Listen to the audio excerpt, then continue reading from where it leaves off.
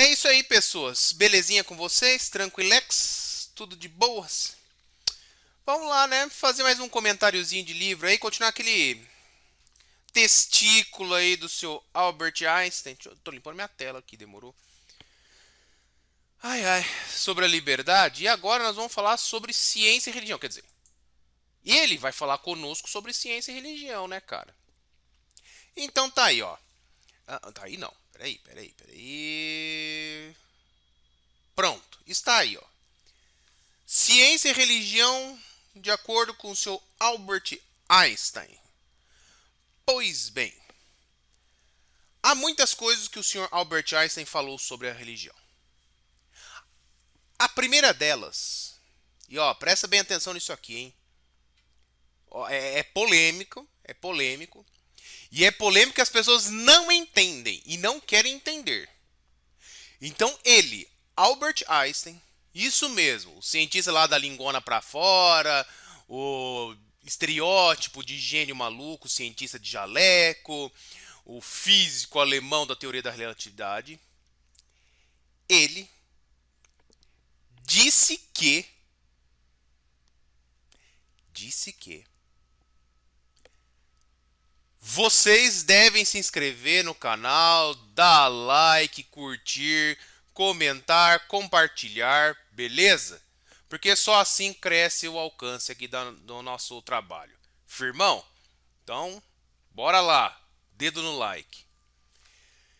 Vamos ler aqui o trechinho dele para continuar entendendo o que ele disse sobre ciência e religião? Então, deixa eu destacar aqui para vocês. Parte 1. Pronto. Sai daí, isso. Pois bem. Durante o século passado, e em parte do que o procedeu, a existência de um conflito insolúvel entre conhecimento e crença foi amplamente sustentável. Prevalecia entre mentes avançadas a opinião de que chegara a hora de substituir, cada vez mais, a crença pelo conhecimento. Toda crença que não fundasse ela própria em conhecimento era superstição e, como tal, devia ser combatida. Segundo essa concepção, a função exclusiva da educação seria abrir o caminho para o pensamento e conhecimento, devendo a escola, como órgão por excelência para a educação do povo, servir exclusivamente para esse fim. Vamos lá, destrinchar isso aí. Durante o século passado, que século está falando aí? Século XIX. Século XIX porque o Einstein é do século XX. Nasceu no século XIX, muito bem, morreu em 1955 Einstein. Mas aqui ele está escrevendo, né, diálogo da maturidade dele, então ele já tem um senhorzinho, então já está, nos últimos 10 anos de vida dele. E nos últimos 10 anos de vida dele, ele está falando do século passado, que é o século XIX. Então, sempre que vocês lerem algum texto, algum livro, alguma obra, cujo autor escreve no século passado, não é o seu século de leitor. É o século do autor, da autora. Beleza? No caso, Einstein, século XIX, porque está escrevendo no século XX. Se algum autor lá do século XV escreve, pois então, os nossos antepassados do século passado disse que... O cara escreveu no século XV, então ele está falando antepassados do século anterior, século XIV. Joia? Se no futuro alguém do século 23 falar, não, o povo do século passado, o cara escreveu no século 23, está falando no século 22. É isso. Ok? Tá, uma vez que isso é óbvio, e a aguinha aqui para lubrificar a garganta, o que isso quer dizer? Quer dizer que século XIX fervilhou cientificismo. O século XIX é o ápice, pelo menos na filosofia, do logicismo, do positivismo lógico. Então aí nós tivemos o expoente do positivismo, Augusto Comte, que é o pai do positivismo aí, dito pai do positivismo. O positivismo é uma teoria, uma corrente filosófica que diz que a ciência ela tem que ser experimental, ou seja, baseada na experiência. Ela tem que ser intersubjetivamente partilhada, ou partilhável, tem que ser compartilhada com a comunidade. Beleza? Então isso é importantíssimo. né? Claro. Por quê? É feito em experiência. Então você usa os sentidos e, para tanto, você vai comunicar essas suas descobertas. E vai ser comunicada com a galera. Então ela é intersubjetivamente partilhada. Ela é empiricamente provada e intersubjetivamente partilhada. Isso é o mínimo que uma ciência deve ter. E a ciência, ela responde nessa época. A ideia era de que a ciência responde a todas as perguntas. A ciência traz certeza. E o lema completo do positivismo é o amor por princípio, a ordem por base e o progresso por fim. Progresso por fim. Ordem e progresso. Nossa, a bandeira do Brasil é positivista? Sim. Beleza? Lembrando que o Brasil configurou essa bandeira já no início do século XX. Ok? Então tá aí. Então esse é o século XIX. E no século XVIII começou a Revolução Industrial propriamente dita, né?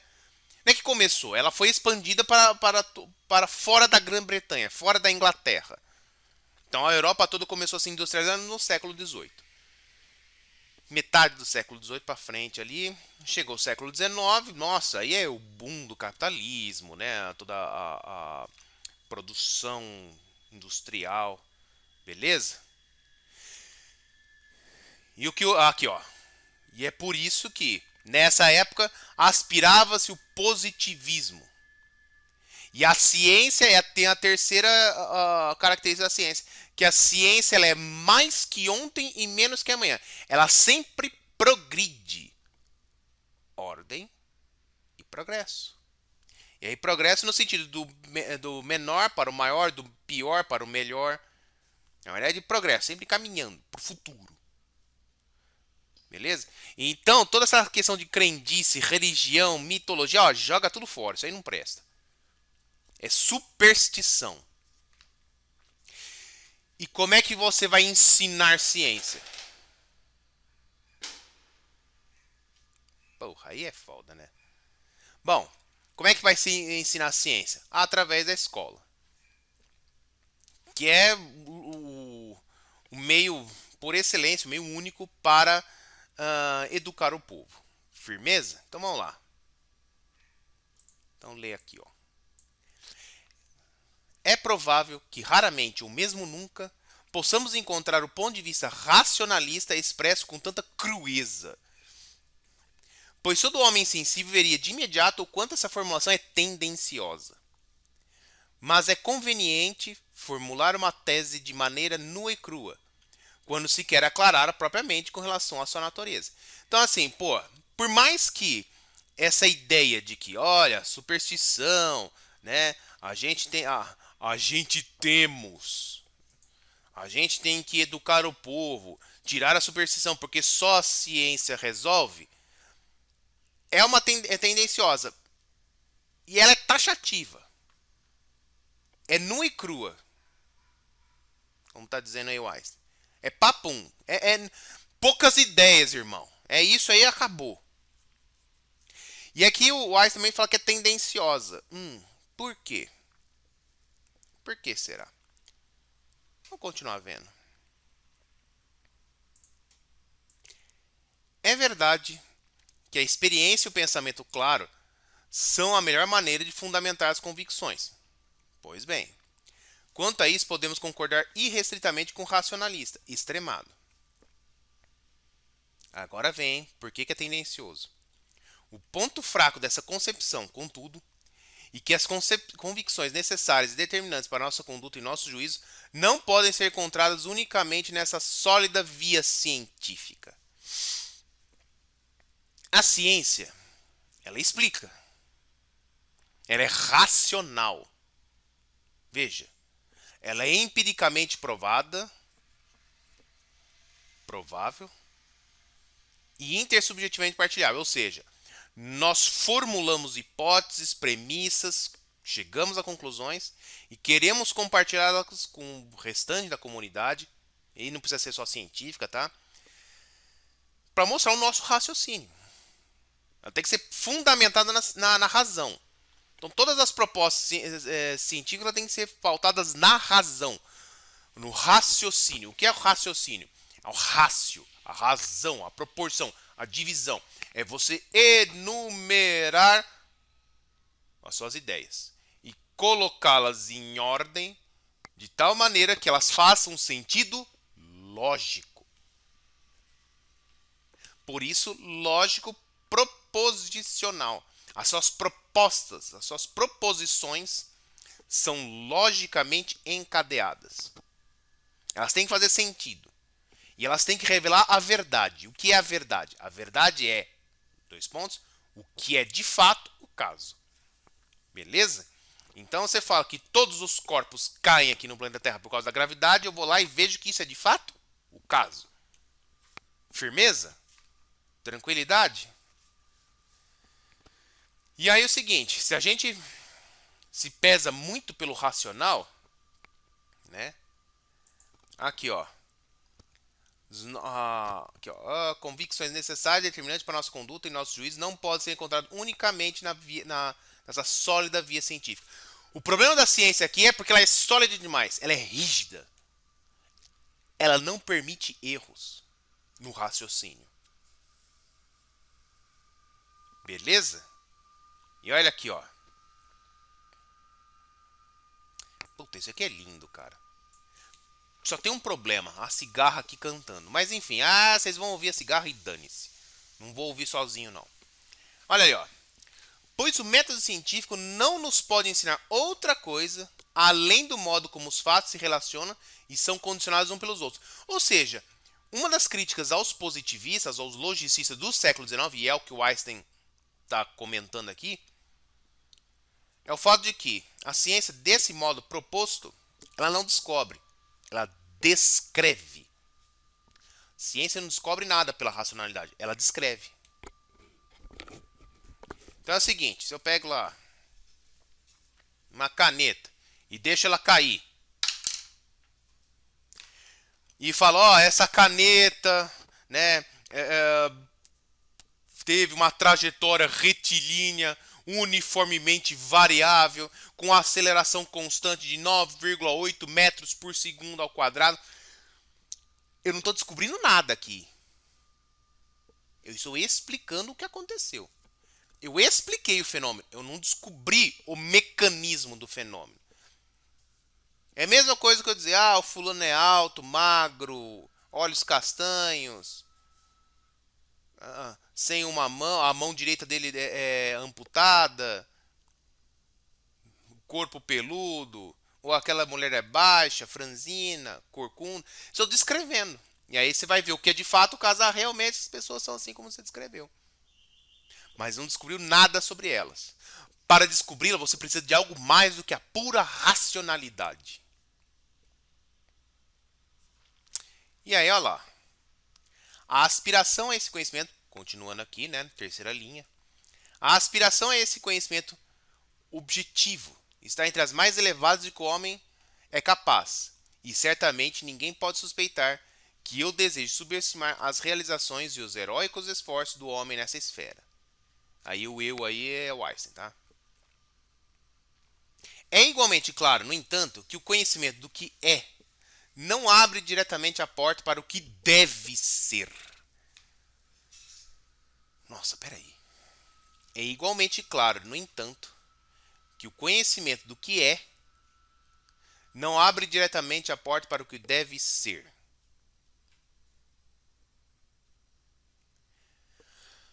Podemos ter o mais claro e completo conhecimento do que é, sem contudo sermos capazes de deduzir disso qual deveria ser a meta de nossas aspirações humanas.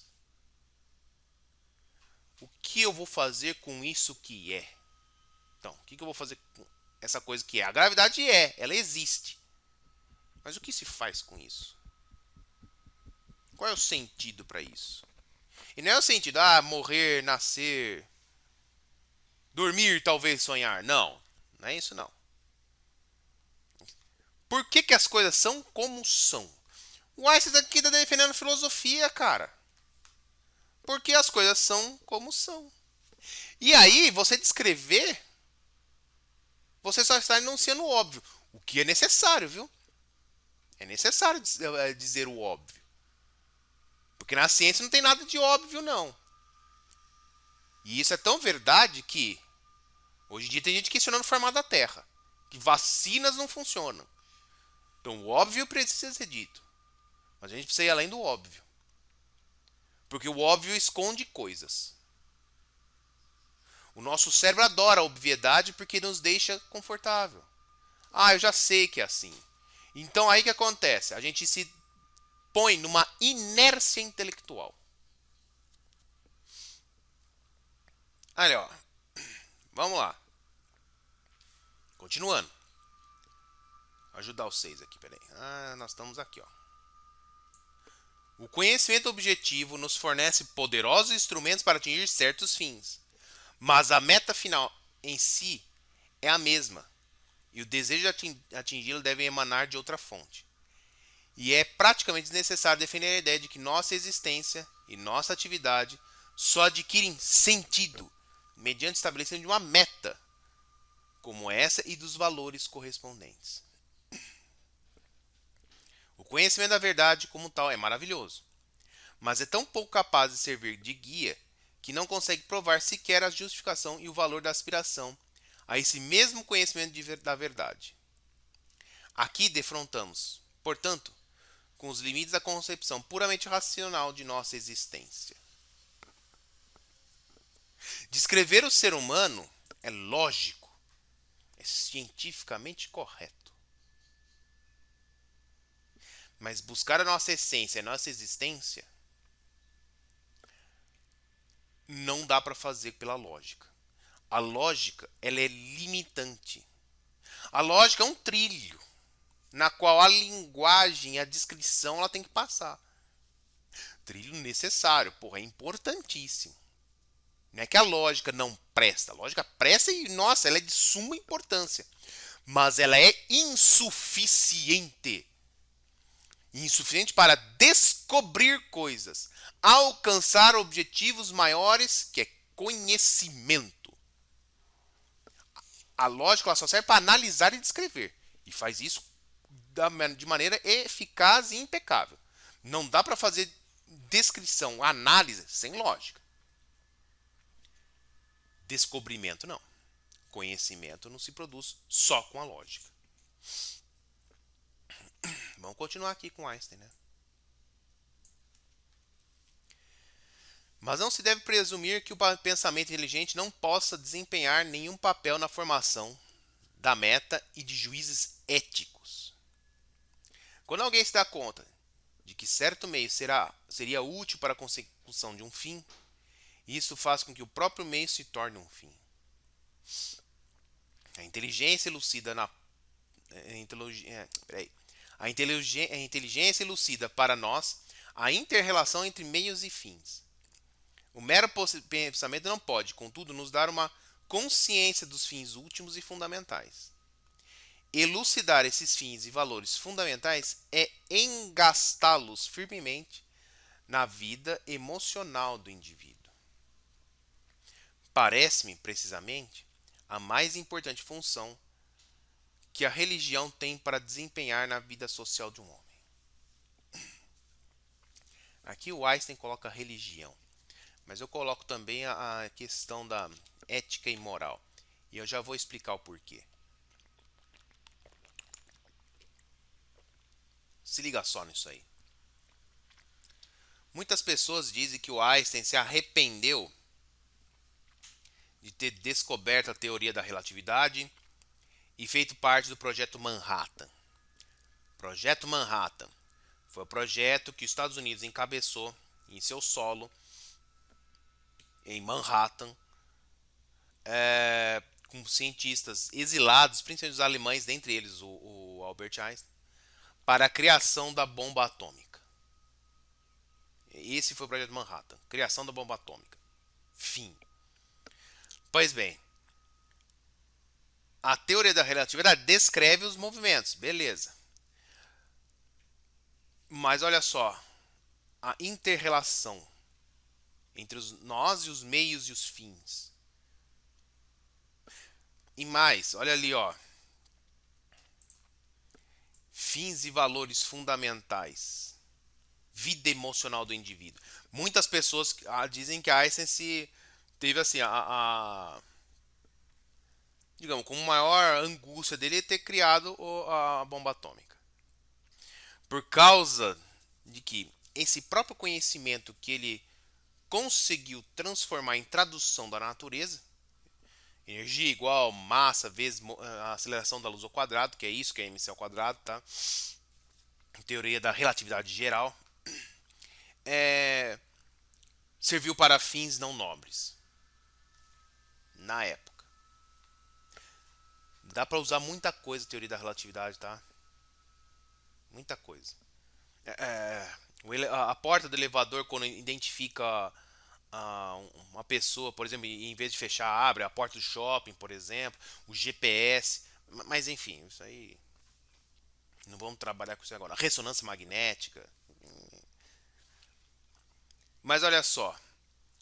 Aqui o Einstein defende que, por exemplo, a religião serve para dar aquele chão, a sustentação moral de um ser humano.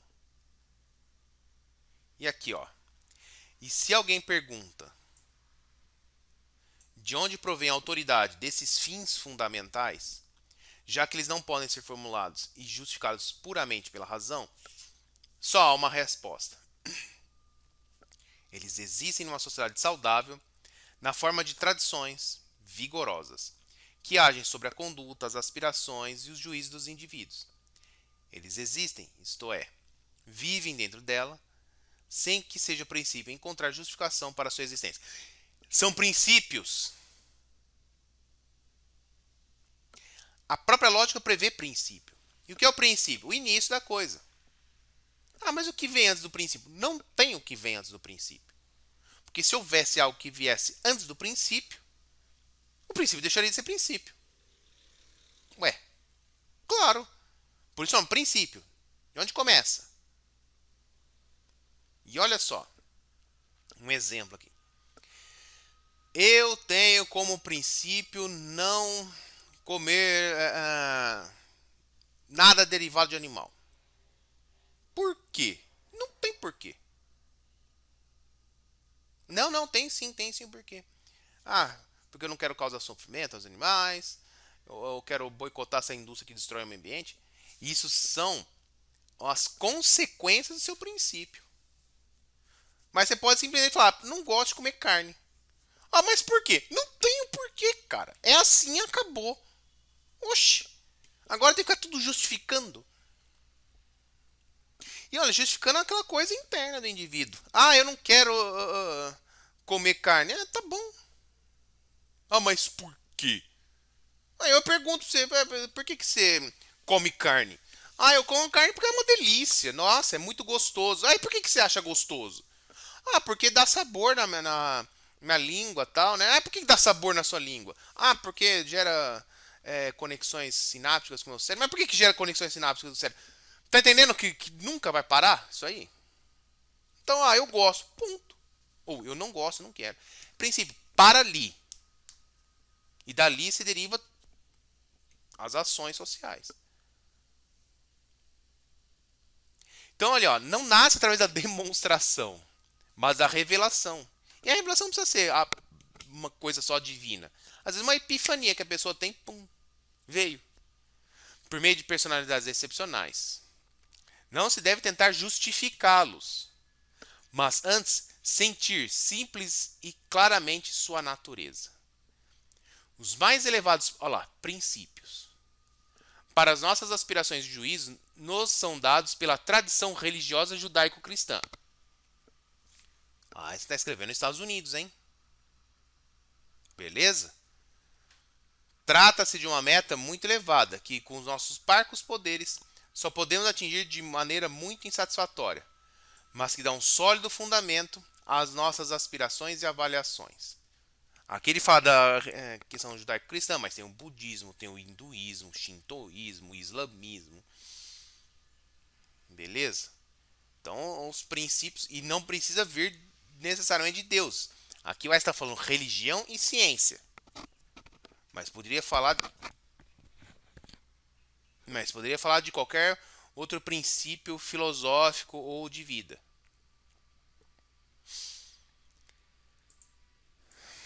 Se quiséssemos tirar essa meta de sua forma religiosa e considerar apenas seu aspecto puramente humano, talvez pudéssemos formulá-la assim: desenvolvimento livre e responsável do indivíduo, de modo que ele possa, por suas capacidades, com liberdade e alegria, a serviço de toda a humanidade.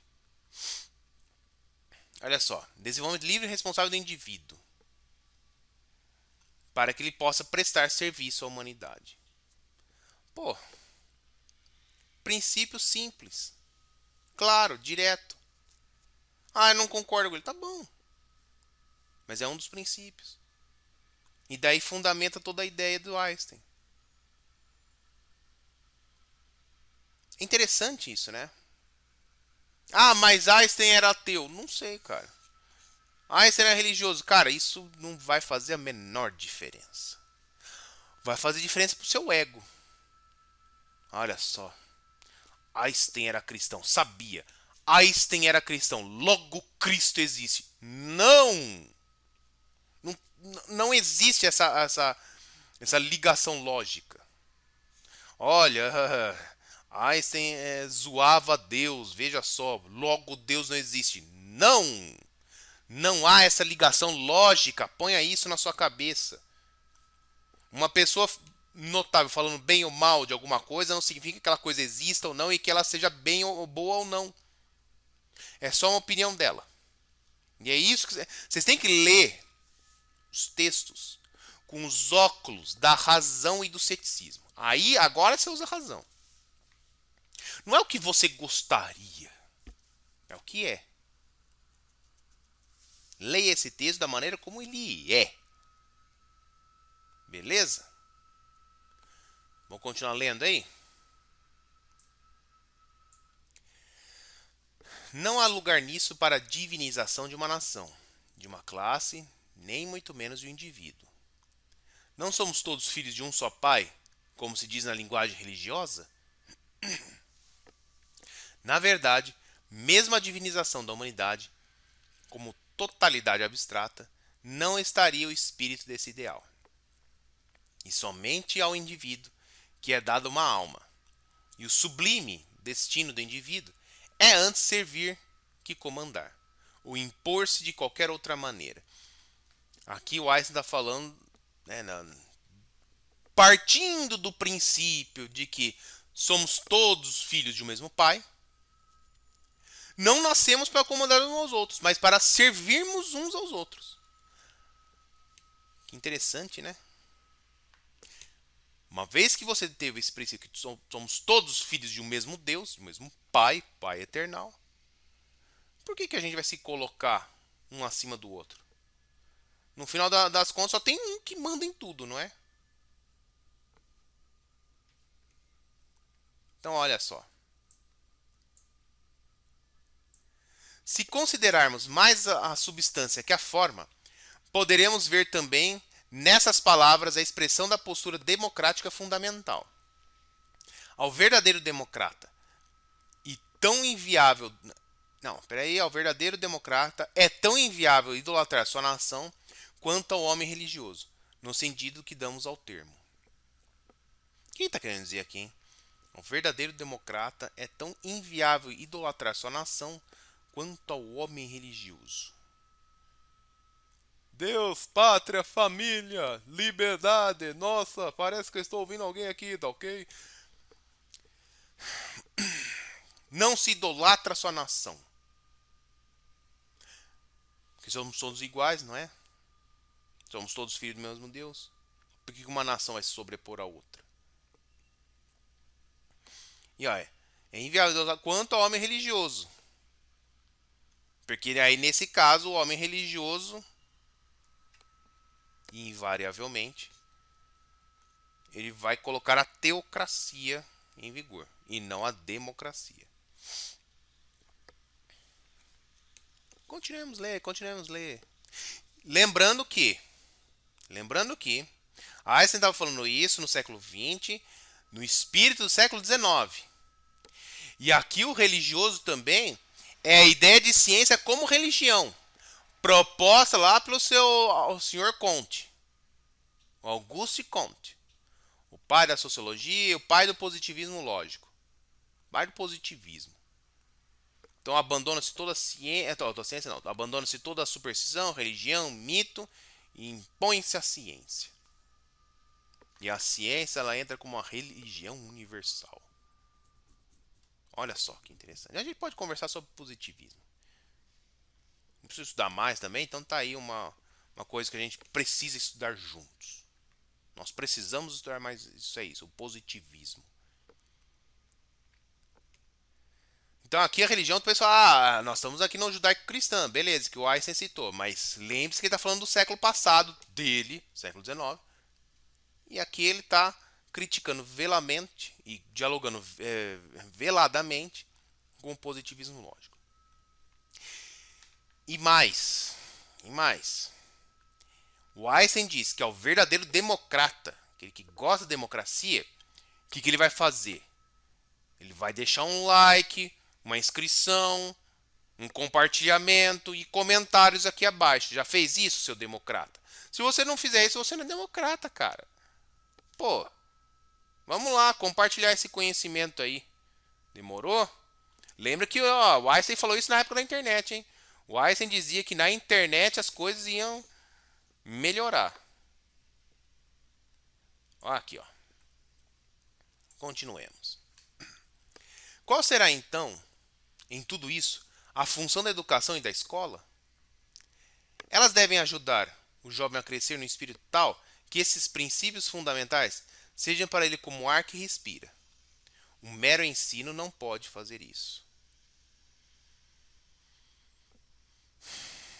Olha lá.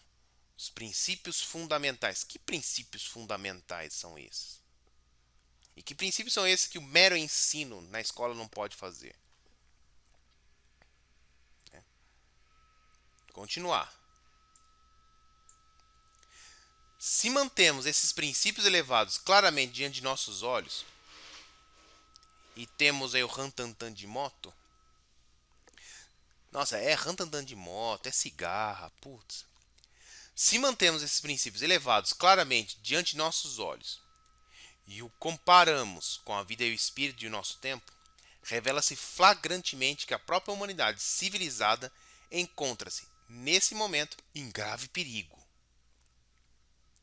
Nos estados totalitários, são os próprios governantes que empenham hoje em destruir esse espírito de humanidade. Em lugares menos ameaçados, são o nacionalismo e a intolerância, bem como a opressão dos indivíduos por meio econômico que ameaça sufocar essas tão preciosas tradições. Tradições de humanidade, de ajuda mútua. Tradição de que, por exemplo, haja um pai e esse pai é pai de todos e nós todos somos irmãos.